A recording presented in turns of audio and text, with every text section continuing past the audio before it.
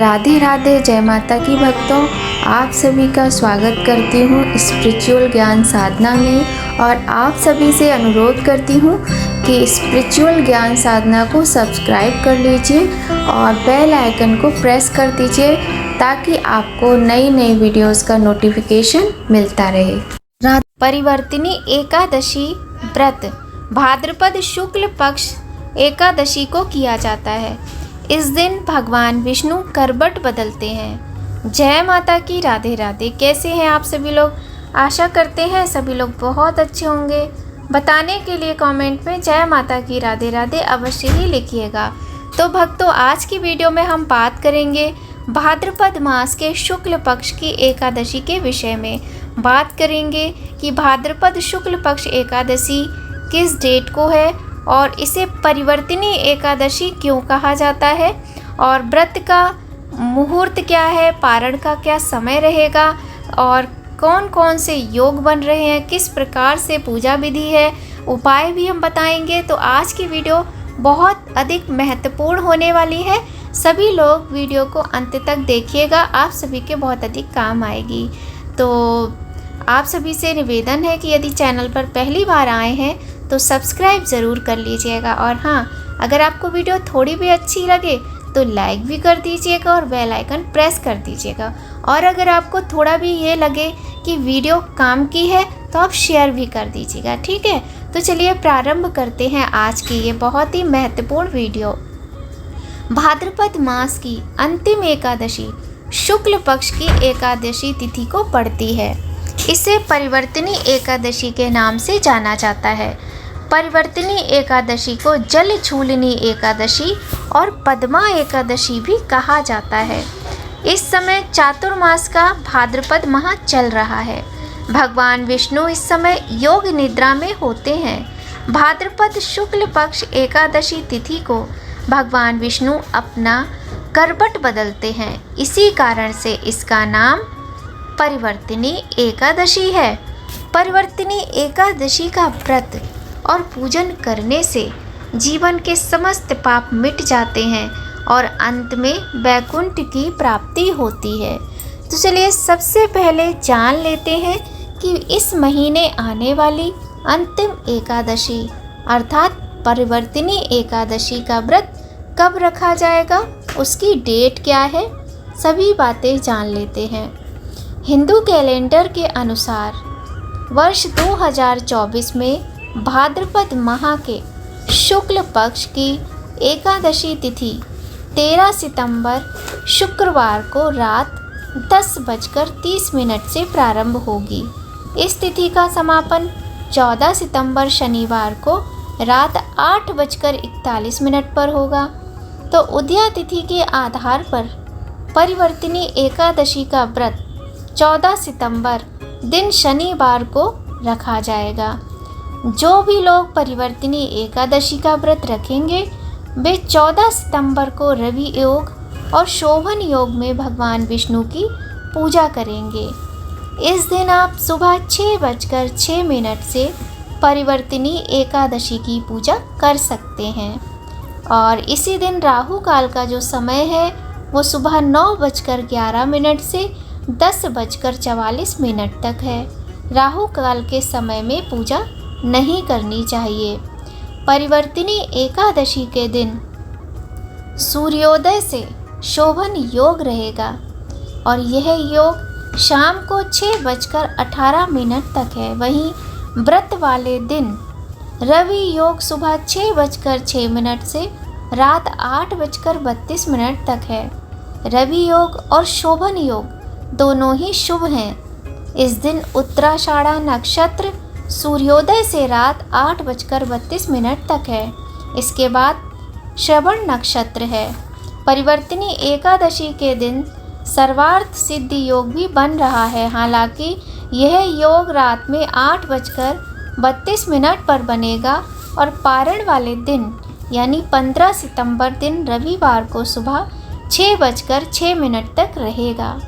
तो अब पारण की बात जब हम कर ही रहे हैं तो चलिए पारण का समय भी जान लेते हैं। और आप सभी जानते हैं कि एकादशी व्रत में पारण का विशेष महत्व होता है। परिवर्तिनी एकादशी व्रत का पारण 15 सितंबर दिन रविवार को किया जाएगा। परिवर्तिनी एकादशी व्रत के पारण का समय सुबह 6:06 से सुबह 8:34 तक है। उस दिन द्वादशी तिथि का समापन शाम को 6:12 पर होगा। तो ध्यान रखिएगा, आपको समय मिल रहा है रविवार 15 सितंबर सुबह 6:06 से 8:34 का, लगभग 2.5 घंटे का आपको समय मिल रहा है आप एकादशी व्रत का पारण करने का।